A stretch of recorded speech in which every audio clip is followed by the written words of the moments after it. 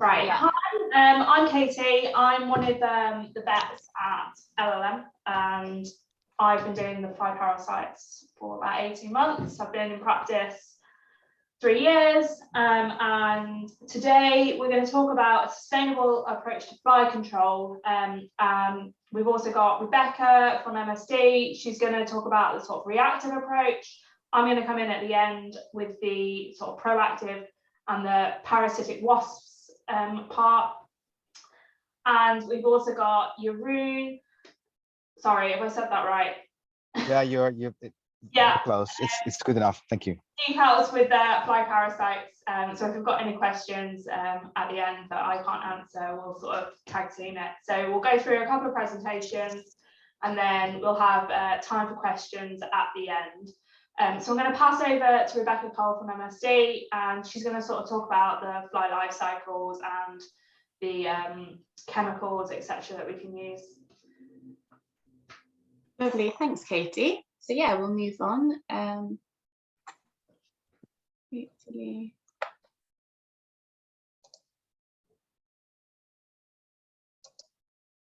Lovely, cool. So to start with, we'll just go through what flies are. So flies are ectoparasites, which are organisms that obviously live on the outside of a host. There are different classes of ectoparasites that can affect cattle. Principally, we have the arachnids, which include the ticks and the mites, and another class of insects which includes lice and fleas.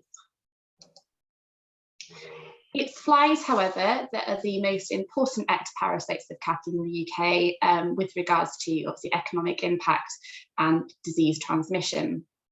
And in the UK, there are at least 20 sort of common species of fly that feed on cattle. Flies can be divided into two groups. So we have the first group, which we call the myiasis producing flies, and this means that they sort of lay their eggs on the animals, where they'll hatch into sort of larvae or maggots, and they'll feed off the tissue of either live or dead animals by effectively puncturing the skin. And these will include your warbles, your bots, and the most common that you will know of are the blowflies, and these will typically cause sort of fly strike in sheep and rabbits. The second of those that can cause worry, and they can also transmit disease.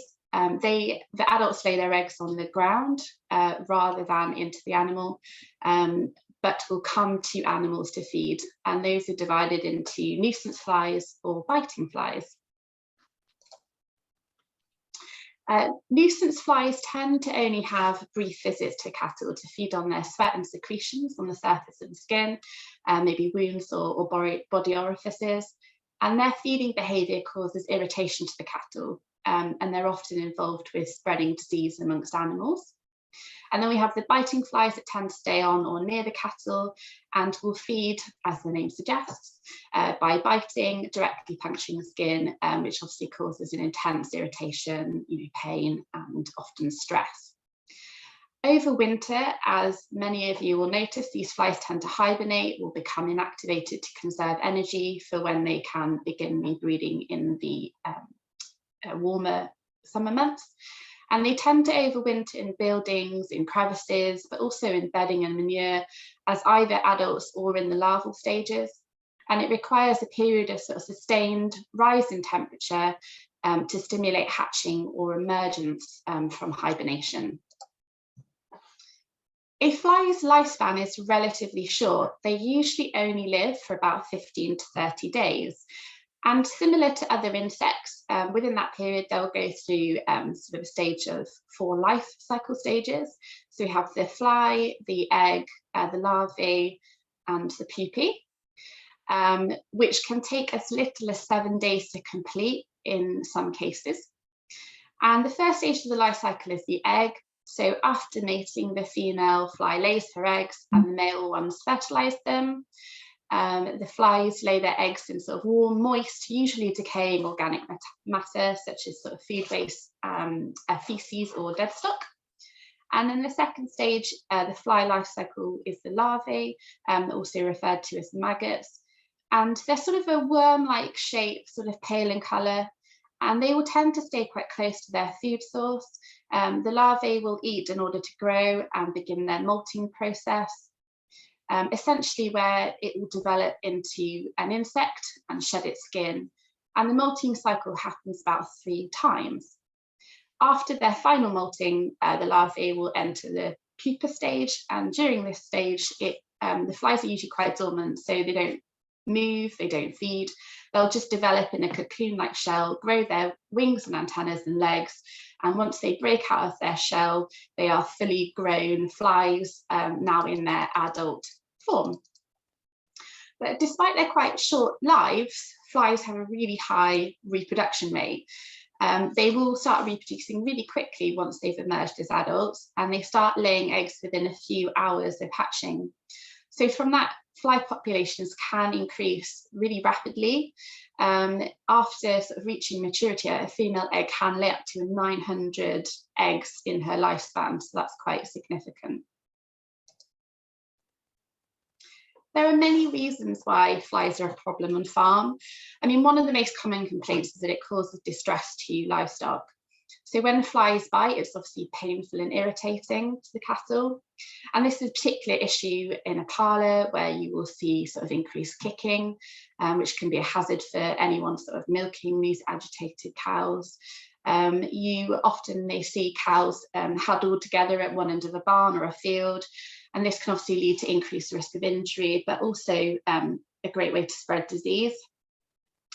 And as well as spending less time eating and grazing, which will obviously impact on productivity and overall health. Another major problem is that many of these flies act as a vector for a range of disease pathogens, which are transmitted through their feeding activity on different animals. And there are some that you are probably aware of that I will just discuss in brief now. So we have obviously New Forest eye, or infectious bovine keratoconjunctivitis. It has a few different colloquial names, but it's caused by the bacteria Moraxella bovis, and this can be spread by the face fly, which essentially transmits the bacteria from cow to cow when they feed on ocular excretions. And the disease is really contagious, and it can spread rapidly to in a susceptible population. Peaks of infection tend to be seen around sort of midsummer, early autumn, and often the initial presenting signs are just excessive tear staining. We have blinking, forced closure of the eyelids, and generally an aversion to sunlight. Within 2 or 3 days, it will often develop into a bluish white opacity on the surface of the eye. And this is just a really painful condition that will rarely clear on its own, and often it does require treatment. Another disease associated with flies is summer mastitis. And it's a form of clinical mastitis that's caused by a combination of different gram-positive bacteria, and it occurs in non-lactating cattle. So it can also be seen in beef cows, calves, and bulls. And cattle that are generally at pasture, usually seen from sort of end of June to September. And it's the head fly that's involved in spreading this bacteria. They tend to land on the legs and the abdomen or the udder. And it's believed that about 60% of summer mastitis infections occur in these front quarters. It's been suggested that maybe they're more easily reached, or possibly, the swishing action of the tail will remove the flies from the hind teats. The signs are quite characteristic. Initially, you'll have lethargy, swollen teats or quarter, which will rapidly progress to hard, swollen, painful quarters, with often quite a sort of thick, yellowy secretion, and can smell quite unpleasant. Obviously, without prompt treatment, it can progress then into a fever, septicemia, swellings. Sometimes you might see sort of lameness in the hind limbs, and in really severe cases, you can get abortion or even death of the cow. And even often when we have identified and treated these cases, the quarter can be left permanently damaged, so will never return to milk production. In some herds, infection rates can be quite high, and you can get quite significant economic losses associated. So somewhere in the range of sort of £100 to £2,000 per case. And prevention is sort of a combination of effective dry cow therapy, use teat sealants, obviously good hygiene at dry off, and then fly prevention is essential. So you want products that will have good duration of activity. Head flies don't also tend to like going into buildings, so sometimes housing of dry cows and heifers during the daytime can help, although that's most often not particularly very practical. And then of course, isolating any animals that do have mastitis will help to reduce the spread of infection within the group. So we just need to stay sort of vigilant for the first early signs that we have a problem. And then also some of you might be aware of diseases such as blue tongue or Schmallenberg viruses, both of which were brought into the UK via midges and may infect both cattle and sheep, causing a range of different clinical outcomes. However, thankfully, the UK is currently blue tongue free, and Schmallenberg appears to have reduced in prevalence. I think current reports suggest very low circulation within the UK population. So this control has largely been achieved through, in part due to vaccination and environmental control, and also the use of topical parasiticides to get rid of the midges.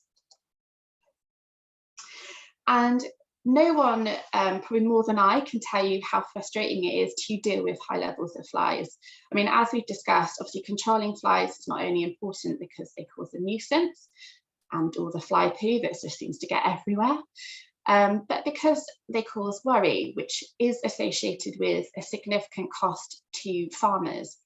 It often impacts on things that you might not necessarily associate with having flies sort of present. They can just transmit disease, as we've just talked, but the impact on the animal productivity can be quite significant. So they can reduce milk yield and growth rates, and there have been some studies that have looked into the impact of flies on productivity, and they demonstrated that milk production can be reduced by up to 1.7 litres per cow per day, which will obviously add up across the whole of your herd. And then a daily live weight gain reduction of 0.5 kilograms per animal per day in growing animals. So hopefully this just highlights how important it is that we tackle a fly problem early on and prevent those fly levels building up before they can have these really severe knock-on consequences. This just takes me on to some of the options we have for fly control. So it is impossible to eradicate all flies. So control really aims at reducing fly population to tolerable levels, and this requires an integrated approach. So in order to achieve adequate fly control, we need to tackle all stages of the fly life cycle, from the eggs right through to the larval stages, and then obviously the adult flies. And I'll just go through each sort of stage and option in a little bit more detail, but of course this will be something that Katie comes to expand on a little bit more when she talks to you about fly parasites. So this image is of a sort of typical farm scenario. There might be certain parts of it that jump out at you straight away that might indicate areas that flies particularly like to use as breeding grounds. First we have the sort of wet, boggy areas of the farm. So flies rely on moisture and dampness to reproduce them. So stagnant water or waterlogged areas are ideal. We have manure piles, again, perfect breeding grounds for flies. And of course, cows are really good at making manure, so we often have quite a lot of that. We've got vegetation around buildings. We have confined spaces within buildings where animals will tend to congregate, and that will attract flies to feed. And then, of course, any sort of feed spillages, storage of bales on the ground that can become sort of spoiled underneath. Again, really nice organic matter to feed on. And then, of course, we have the slurry lagoon. So fly challenge tends to be much lower on higher exposed grounds where wind speeds are greater than obviously in the valleys. And wind speeds over 10 miles per hour tend to decrease fly numbers really effectively.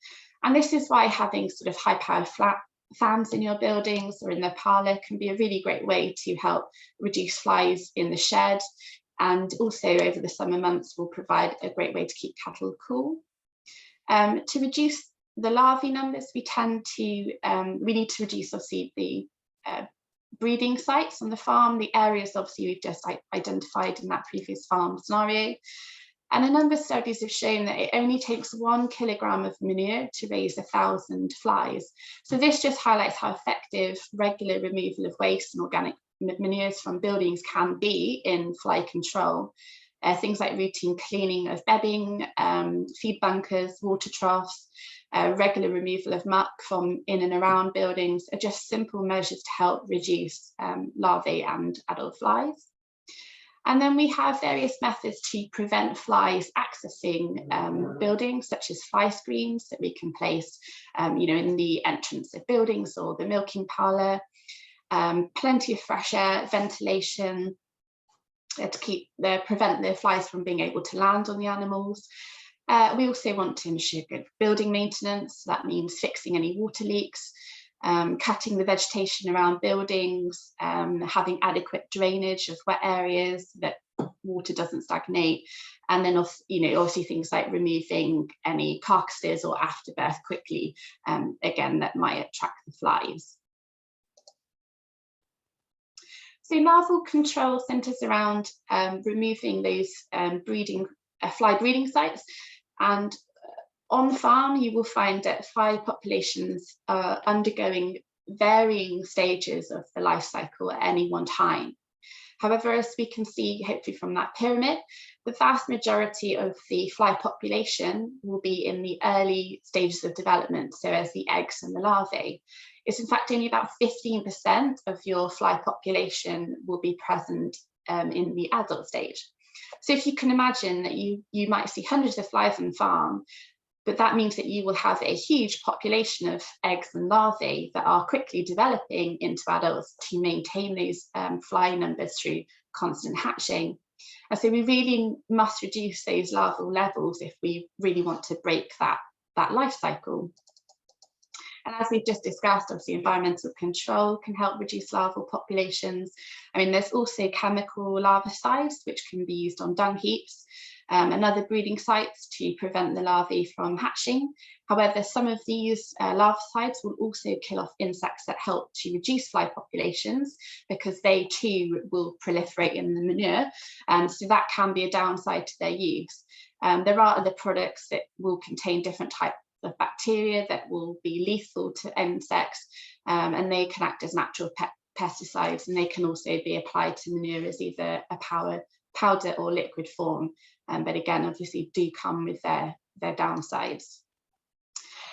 Then we have ectoparasites that act to kill the adults themselves, and the adult flies will tend to spend the majority of their time off the animal, so resting nearby.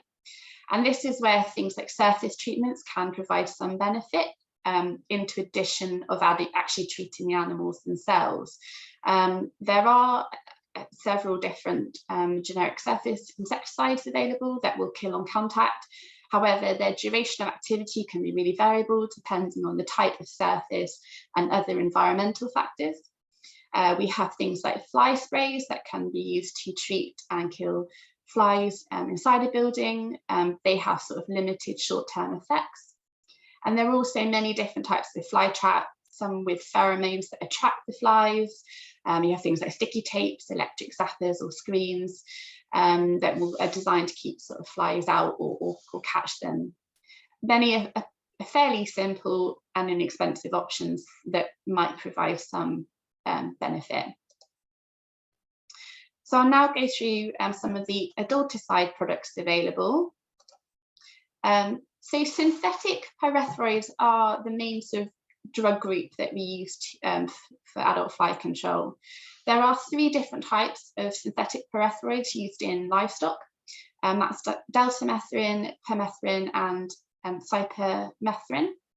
And they are only available as external topical preparations. So we have pour-ons or ear tags, and they'll only work on external parasites. So they're not sort of for internal wormers.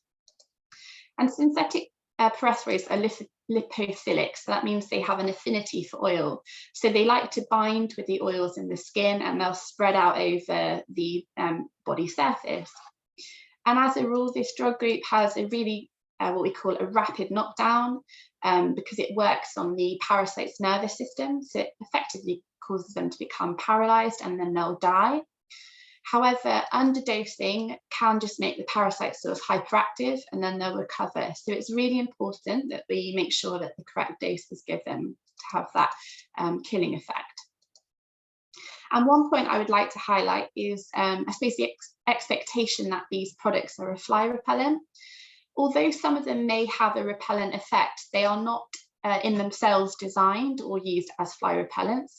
The way they work is that obviously the fly has to land and feed on the cow in order to pick up a lethal dose. They will then usually just fly off and sort of die rapidly. Often farmers might report that there's still flies around, and this is because obviously it doesn't repel them as such.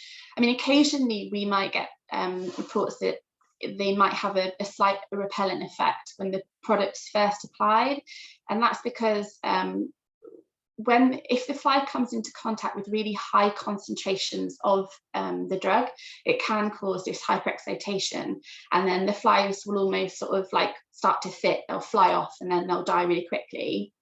And over time, this sort of effect might wear off, so people might think that the product's no longer working, but the levels themselves are actually still at lethal doses.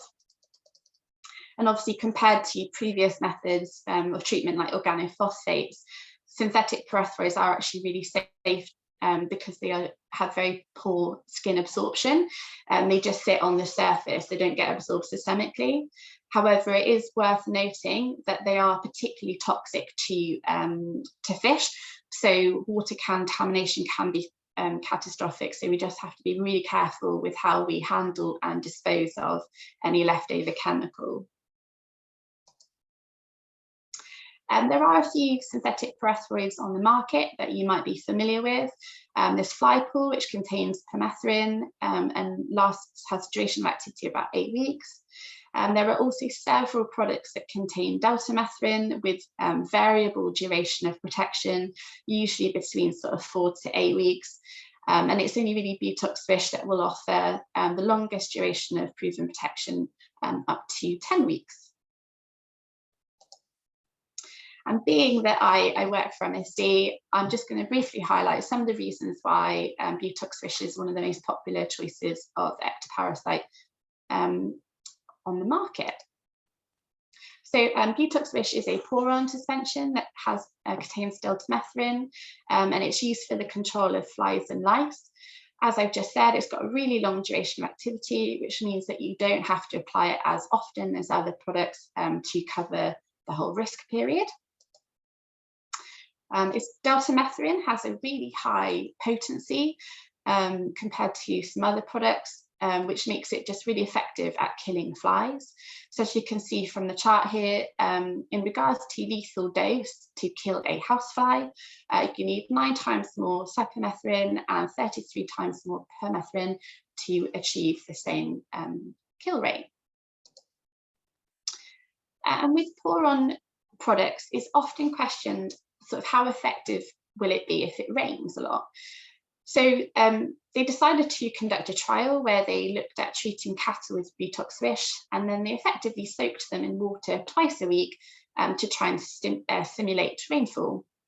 They then collected the hair from the legs of these cows at weeks 1, 2, 3, and 4 after treatment, and the midges were then put into contact with the hair samples.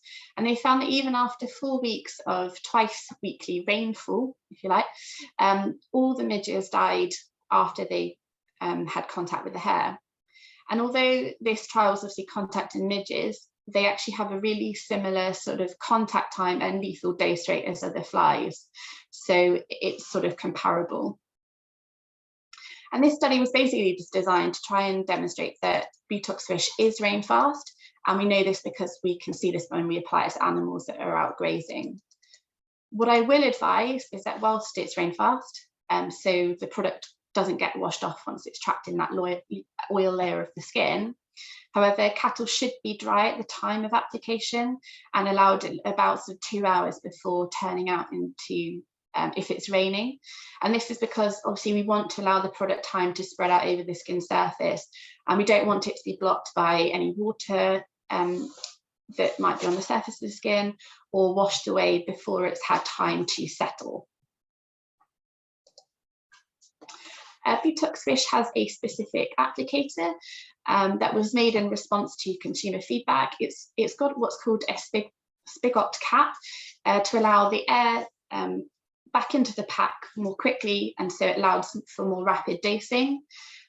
We apply Butox Fish along the length of the cattle's back from the head to the tail, and it also leaves a temporary sort of chalky white residue so that you can see which animals have in fact been treated and not missed.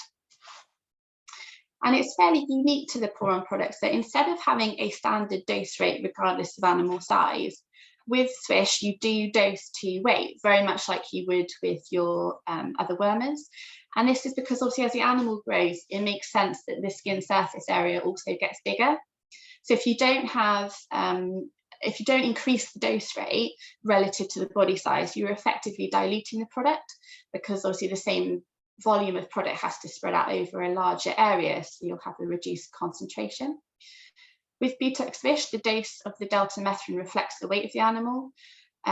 So you make sure you are reaching the appropriate concentration to kill the flies. And also this avoids any underdosing that might lead to resistance. It's also not really cost effective if the product isn't working as effectively. And there's conveniently no milk withdrawal at all, and the meat is about 20 days, and it comes in pack sizes ranging from sort of 250 ml to 2.5 litres. And the final, probably most important message to take away from this short talk is just when to start treating the cattle. So one of the biggest issues with expectations of the product effectiveness is that farmers tend to start applying the adulticides too late in the season. I mean, if you can think back to earlier, the slide showing the stages of the life cycle, I mean, by the time that you start seeing the adult flies around, the population, overall population of flies have already built up significantly. So 2 flies can become 1 million in just 4 months. So the best way to try and reduce the fly population is to treat the cattle as early in the season as possible, to try and kill as many of those adults before they've had an opportunity to lay huge numbers of eggs. And one of the tips we usually recommend is to put up maybe a fly trap or a sticky tape in your parlour or your shed. And then so once you start catching a couple of flies, this is the time to need to start treating. Not obviously when you've got loads of flies, the animals are starting to kick. And if you do one treatment on all of your cattle in May, and then again sort of 8 to 10 weeks later in July, those 2 doses should cover you the whole of the high risk period until September, sort of end of September. So essentially, good fly control requires obviously an integrated plan that will treat the cattle, the environment, and obviously we want to start there early in the season, and we want to target obviously the larvae population as well, and just trying to identify those breeding grounds by keeping the environment as clean as possible, and dry will also help greatly. So at this point, thanks obviously for listening up for the presentation. I'll just pause obviously to see if anybody has any questions, and then obviously I'm going to hand over to Katie now to talk to you about the fly parasites. So I'm not sure if anything's come up in the chat. We haven't got any questions on the chat. Has anybody got any questions they want to ask now, or we can save some for later? Yeah, can always go at the end, yeah. I'll share my screen. Stop sharing a minute then.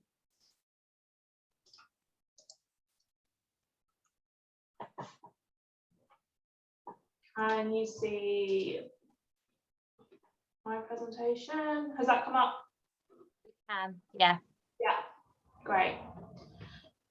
So I'm just going to talk a little bit about how we can use this as a combined approach with our friendly flies. So obviously we've discussed our the flies that we're concerned about, so the face fly, the stable fly, the horn fly, and the head fly. And out on farm, these are landing on the cows, they're flying to the muck heap, they're going to the milking parlour, and they're generally causing a lot of distress. I'm going to fly through these first bits because obviously we've already discussed it. Why are we concerned? What problems do we see? So disease, and a behavioural response, and we've also seen reduced milk yields and growth rates.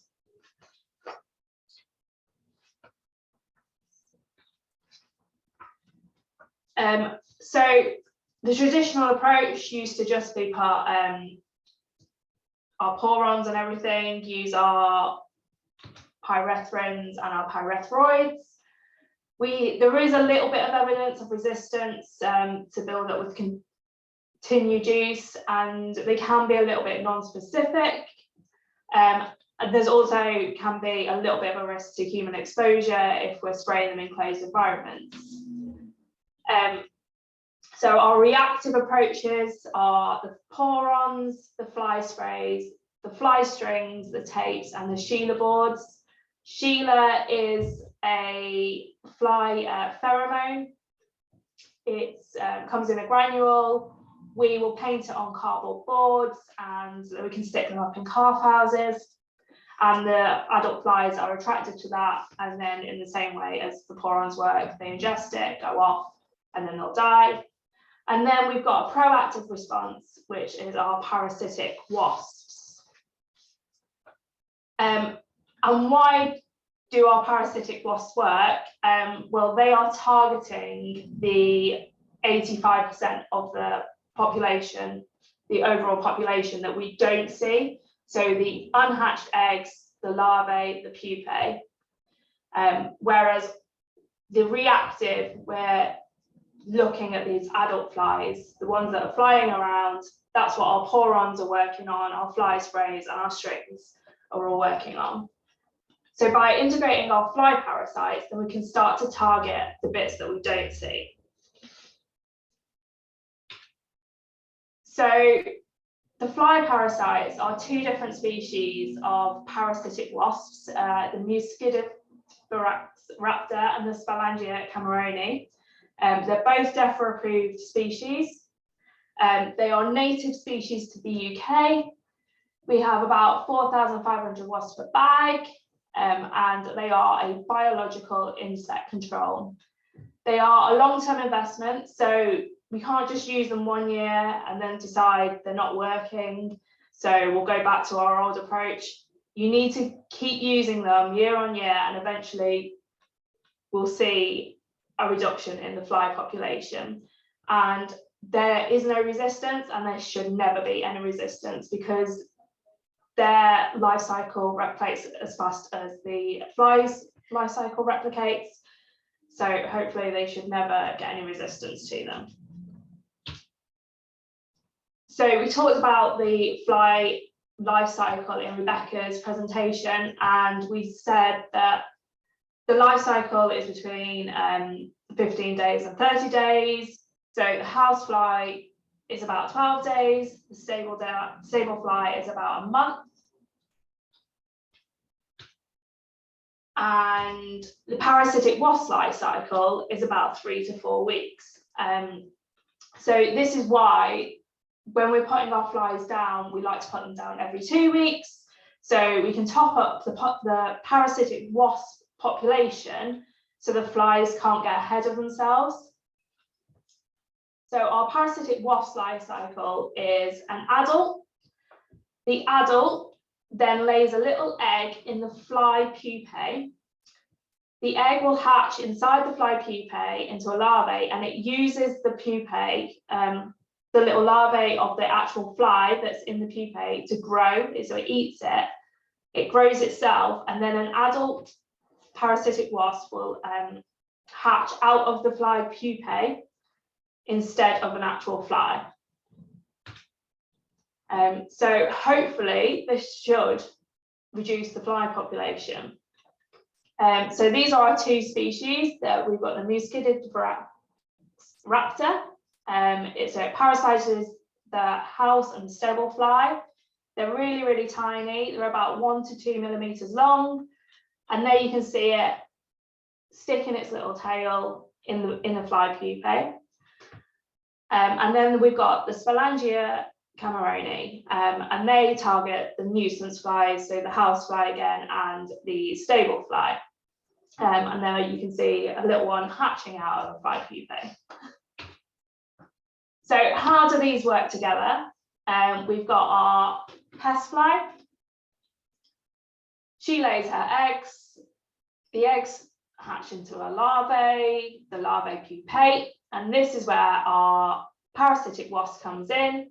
She lays her little egg in this fly pupae, and she will develop inside the fly pupae and she will hatch out instead. So therefore we should get a reduced fly population. So when we think about distributing our parasitic wasps, they like warm, moist areas. So the areas where the flies are going to lay their eggs. So in this cowshed, I would spread them all around the edges, but I'd want to avoid any areas where they might get drowned or areas where they might get trampled. So I'd probably stick to the outside of the shed. Again, we can use them in calf housing. We've got a Sheila board on the wall here. But yeah, you can use them around the back of the calf housing. You can use them out in fields. Obviously, as Rebecca said, they love, they'll lay their eggs in muck heaps. If you can move the muck heap away, then obviously we should reduce the fly population. But if the muck heap has to be near the building, then this is going to be an area where the flies are going to lay eggs. So if we've got any spare, we could spread them around there. And they also work in paddock grazing systems. Obviously, we don't want our fields to look like the picture on the left, but outside in the fields, we've got all of this vegetation, so we could spray them under hedges, around feed troughs, water troughs. So our distribution focuses on primary distribution, so anything that's undisturbed, muck heaps, and any fly-rich habitats. Our secondary is manure under fence lines, muck heaps, and any corners. But you want to avoid your tertiary habitats, so walls, anywhere the flies aren't going to lay their eggs, but just might land and relax on. There's no point spreading them there. But the fly parasites will travel as far as the flies will travel. So flies will travel up to 1 mile. The fly parasites will follow the flies to get to where they need to be. We just kind of need to help them out by putting them in the most suitable areas.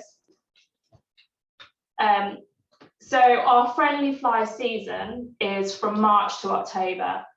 And that's because we want to get a head start on the flies kind of replicating, the flies that are going to come through, start coming out of hibernation over winter. So if we get them down now, as soon as the flies come out of hibernation, then we can get a head start on our fly control.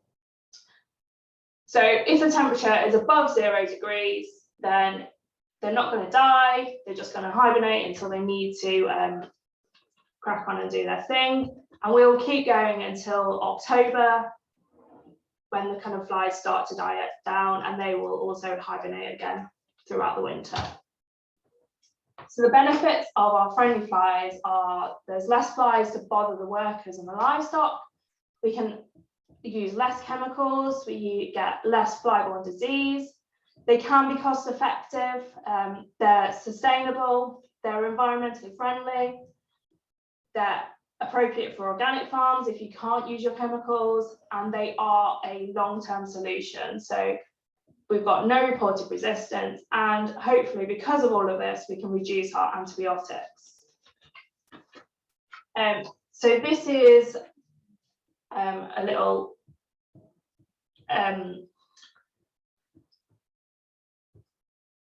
infographic that we've put together, which shows how all of the different things can be integrated together, and where most appropriately we can use all of the different products and the parasitic wasps for each part of the life cycle. So we've got our porons and our Sheila-bores, our fly curtains and our strings. These can all help with the adult flies. If we think about our cleanliness, then we can reduce eggs. We can use our fly maggot predators, so our friendly flies, for the larvae, and we can use the parasitic wasp for the pupae. Sorry, the fly maggot predators, they work on the larvae, and they're a slightly different product to the parasitic wasps. And then there's a couple of case studies. So we've got a Sainsbury's farm with 300 cows. They're on a conventional system. They started using 8 less times of the pyrethrin spray and 5 times less of the permethrin spray, and they now only use it on animals away from home. And the cost of the parasitic flies is now equivalent to the spend of that on chemicals. So the flies used to be horrendous in the parlour, and now they hardly see any of them. And the cases of summer mastitis are rare. So they've been using it for a number of years now. And then the other case study is an organic farm, and they've been using them for 4 years, and they love them, and they've seen improvements in the milking parlour, reduced time putting the units on or back on, and less broken units, and then benefits to the farmer's welfare as well in the high season. And he says a stress-free cow is a happy one. And although it's hard to quantify disease improvements, less stress can only help improve immune function. And that is the end of my presentation. So have we got any questions?